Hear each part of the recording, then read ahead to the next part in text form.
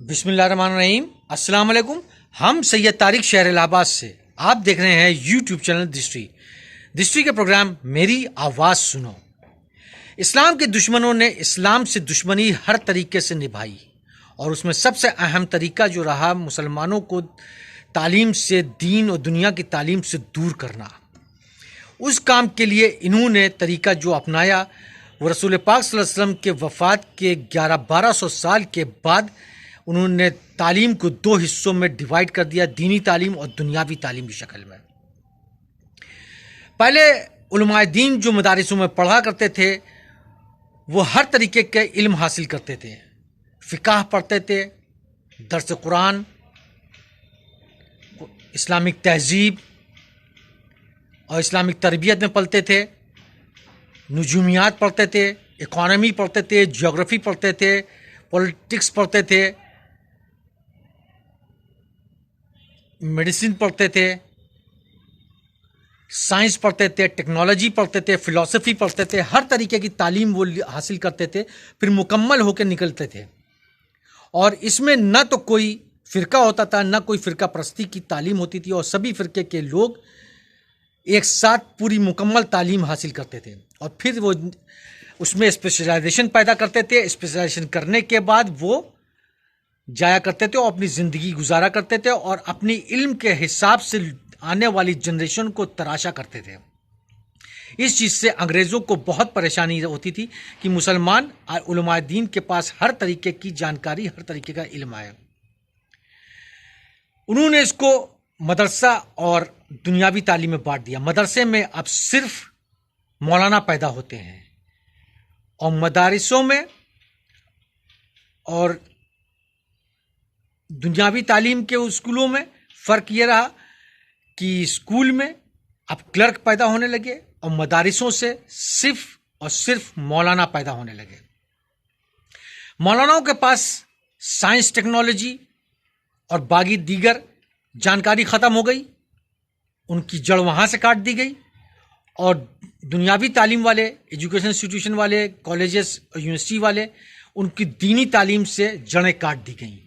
अब उनके पास wide range में नॉलेज और इन्फॉर्मेशन नहीं है। उसकी वजह से क्या हुआ, ये दोनों कमज़ोर हो गए और आने वाली जनरेशन को जो सही इन्फॉर्मेशन देनी चाहिए वो ना दे सके।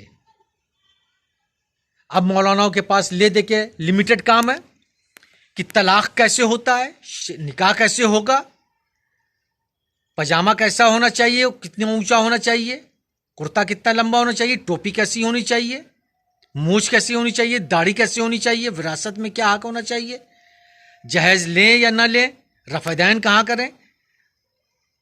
बस यहीं तक मौलाना महदूद रह गए। बस इसी की तालीम, फ़िक़ही तालीम इन्होंने हासिल की और बस इतना ही एक्सप्लोरेशन इनका रहा। इनकी जो इन डेप्थ नॉलेज को हासिल करने की फितरत थी वो कुचल दी गई। अब इनको न ख्वाहिश है ज़्यादा इल्म हासिल करने की और मसलों को हल करने की, और ना इन्होंने ख्वाहिश पैदा करनी है। इसी तरह दुनियावी इल्म वालों को बस ले दे करके, अगर मुस्लिम मुल्क है तो वहाँ ले दे करके लिमिटेड तालीम दी जाती है दीनी, कि वज़ू कैसे करना है, तहारत कैसे रखनी है और निकाह कैसे करना है, चार शादी कैसे करनी है या नहीं करनी है। बस यहीं तक महदूद रह गया क्या कहते हैं एजुकेशन इंस्टीट्यूशन के कोर्स कैरिकुलम में। पहले अदालत होती थी, इस्लामिक सोसाइटी होती थी, इस्लामिक अदालत होती थी। इस्लामिक अदालत में काजी हुआ करते थे, काजी का पूरा कोर्स करते थे, फ़िक़ह पढ़ते थे, कुरान मजीद पढ़ते थे। कुरान मजीद और फ़िक़ह और शरीयत की रोशनी में वो इंसाफ किया करते थे। उनकी मदद के लिए उलमाए दीन हुआ करते थे, जो कुरान की जानकारी और दुनियावी जानकारी रखने वाले होते थे। वो उनको पूरी हर तरीके से मदद करते थे डिसीज़न लेने में। कोई भी मुकदमा होता था उसका डिस्कशन में वो पूरी तरीके से शामिल होते थे। पहले मुकदमे जो आते हैं, मुकदमे पहले क्या आज भी कॉमर्शियल होते थे, सोशल होते थे, सोसाइटी से जुड़े होते थे, विरासत से जुड़े होते थे, दीनी होते थे, तलाक अलाक सब चीज़ होती थी और तमाम जानकारियों को उसको अपडेट करके रखना पड़ता था उलमाए दीन को, काजी को, और अब वो चीज़ ख़त्म हो गई। अब उनके पास एक लिमिटेड जोन रह गया और उलमाए दीन का जहन कुंद कर दिया गया।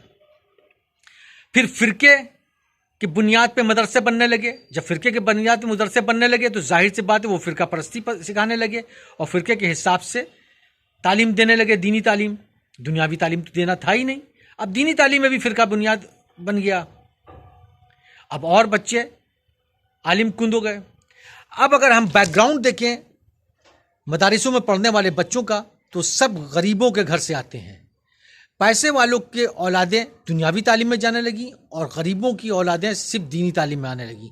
और गरीबों की भी वही औलादें आती थीं जिनको वो बहुत कमज़ोर समझते थे कि ये खेती काम नहीं कर पाएगा, ये दुकानदारी नहीं कर पाएगा, ये कोई काम नहीं कर पाएगा, इसको मदरसे में भेज दो, वहाँ पढ़ेगा, वहाँ रहेगा, कुछ सीख लेगा, आएगा तो मस्जिद में पेशीमात करेगा, अपनी ज़िंदगी चला लेगा। उलमाए दीन जो मदारिस से पैदा होने लगे, अब उन्होंने दीनी तालीम को सिर्फ अपनी रोजी रोटी से जोड़ लिया, बस रोजी रोटी तक रहे, उसके आगे नहीं बढ़े वो। तो इससे क्या हुआ कि गुमराही और बढ़ गई। 10 साल बच्चा मदरसे में रहता है, फितरा जगह सदके का खाना खाता है और चर्ब जबान हो जाता है। लिमिटेड चीज उसको पढ़ाई जाती फिका में, दुनियावी तालीम पढ़ाई नहीं जाती। वो निकलता है जब मदरसे से तो किसी मस्जिद में पहुंचता है, मस्जिद का पेश इमाम बनता है, वहां के कमेटी के डायरेक्शन पे वो रहता है। और पहले भी और आज भी उलमाए दीन का काम ये रहा है कि नवाबों, जागीरदारों और पैसे वालों के गुनाहों को छुपाना, उस पर पर्दा डालना, क्योंकि वही लोग ज़्यादा कंट्रीब्यूशन करते हैं। तो जो कंट्रीब्यूट करेगा उसकी गुलामी करेंगे। गुलामी करने का तरीका यह भी है कि उनके गुनाहों पे पर्दा डालें, उनकी हाँ में हाँ मिलाएं। क्योंकि मौलाना पढ़ाता ज़रूर है, अल्लाह पे भरोसा करना, मगर उसको ही अल्लाह पे भरोसा सबसे कम होता है। तो जब हमारे उलमाए दीन इस लिमिटेड जोन में रहेंगे तो माशरे को तराश नहीं कर सकेंगे।